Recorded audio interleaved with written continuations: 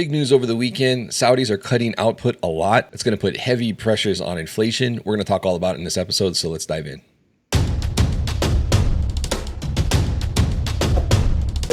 Trade Genius. Hey guys, I'm gonna tell you something that we do that really will change the way in which you look at trading and also absolutely help you increase your profitability and how much money you make. It's the Trade Genius newsletter. We put the newsletter out Sunday night through Thursday night, and this really looks at the plumbing of the markets and helps prepare you for the next trading day and help you make money. And we give you a lot of information. We give you market statistics, we give you market levels, we give you the seasonality, what's happening with different sectors of the market, and we will help you identify whether the market's in a bear mode or a bull mode, or whether it's euphoric, whether it's despondent, and it just puts you in a position to be on the right side of the trade. So take advantage of our offer that we have below, and you'll love it. I mean, one trade that you make with this thing can pay for definitely a month, maybe even a year's worth of service. It's that powerful. Use promo code podcast for 15% off the retail price of newsletter. Thanks for listening.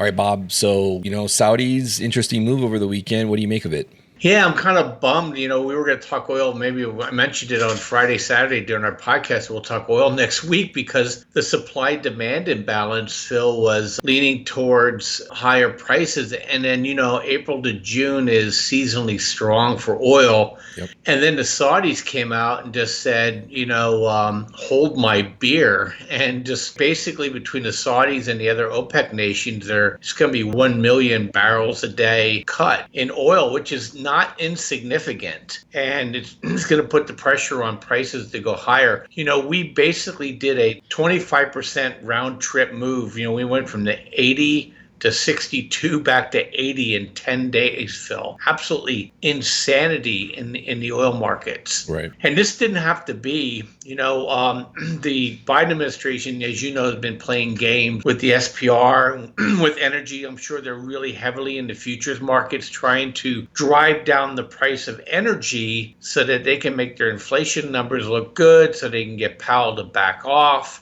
And all they really did was just move down into the 60s on oil, apparently was because of the manipulation by this administration in terms of what they were saying oil demand is going to be, because people thought they were going to have to start refilling the SPR, and they were positioning accordingly. And then she just casually announces, it's going to take years to do that. After a week earlier, they told the Saudis they were doing the same thing to keep the Saudis on side. And maybe they didn't think the Saudis were going to call their bluff, but the Saudis called their bluff. This is twice now, Phil, in 3 weeks that the Saudis got jammed by Western governments. They took a bath on Credit Suisse after they were asked to invest in Credit Suisse. Mm-hmm. And they just took a bath on oil, with the Biden administration trying to, convince them that prices are going to be stable. And then they go ahead and they catch them goofy-footed. And I think the Saudis said, screw it, we're done. And so I think it's a big problem. And just to show you, too, if this chart I'm going to throw up here now is it's showing the supply-demand imbalance in the United States. And so this was already leaking this way. We had imbalances, we have seasonality, and now we have geopolitics. And I suspect, Phil, across the board, these dislocations that they've been doing in this administration to make things look better than they are going to start unwinding all over the place.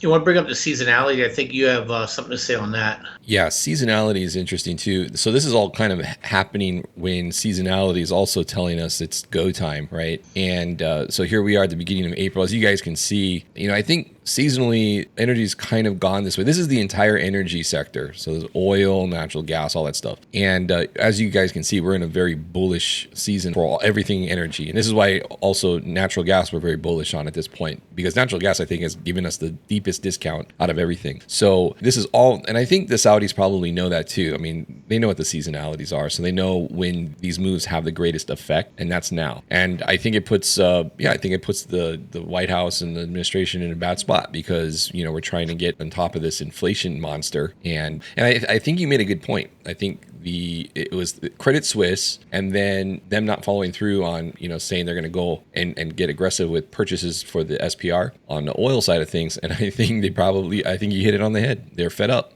And so this is the most effective thing they can do to basically retaliate or respond, accordingly. So I think it's very bad for inflation. I think ultimately this is going to start putting pressure on the markets. And I know the markets are up, but they're quite extended. And tech's actually not following through, which is your first warning sign. Tech was negative today, even though the S&P 500 was positive. Those are things you don't normally see, and those are big warning indicators that, basically when the market is like this, and you have all these underlying issues going on and inflation pressures, this is when you can get like a snap back down rather quickly. Not that it won't get, the dip won't be bought, but, this isn't the spot where you want to start adding to your long positions. If you've been long, that's great. We've known since the middle of March that our risk on from the liquidity package said that we're probably going to swing up. And even this move has been a little farther than we were expecting, but we're getting to the point now. And I think with all of these things going on that we're really at risk here for oil can keep going, but the markets are going to be under a lot of stress. Yeah, and just to be clear with people too, is that when people say the market, we're talking really a very, very finite subsection of the market's been rising. It's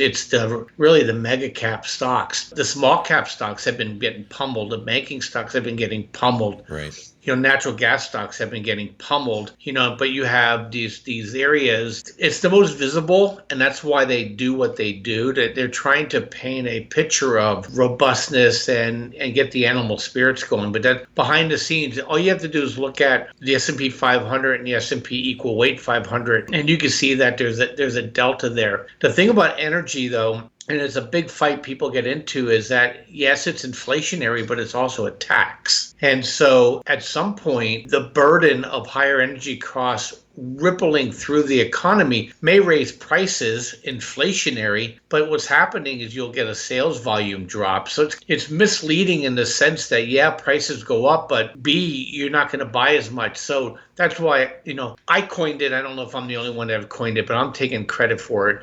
When I call it an inflationary depression, is that nominally prices look higher, but the sales volumes collapse, Phil, because less people can afford it. And, just like, why there's only a few mansions, right? And there's 50 gazillion condos for the same reason. Higher prices mean fewer buyers. And I think that's what's going to cycle through this time too with energy. But look, make no mistake, I didn't touch a single one of my energy names because we seen this thing coming. We knew they were manipulating, and across the board, and also too, since I'm rambling, is that gold and silver miners liked it too. Overnight, remember, Phil, it was down. Gold was down. It was a weird reaction. And then by morning, gold was ripping. So I think a lot of people are sensing something here that maybe this administration is, and when I mean this administration, even the Fed is kind of losing the plot here a little bit. And people are kind of bracing for the exits and grabbing things that have tangible value, versus CRM and eBay and Netflix.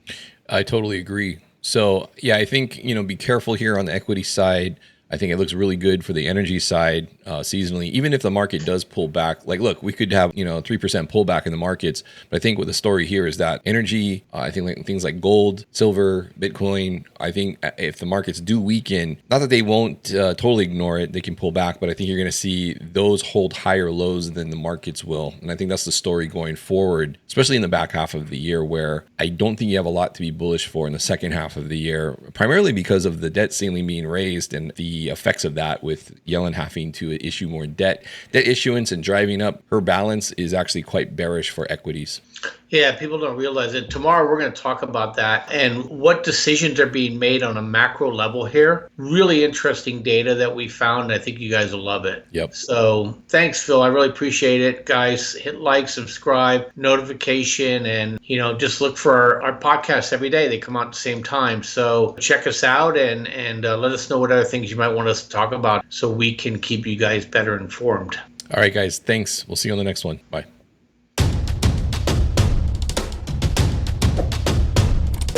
Trade Genius.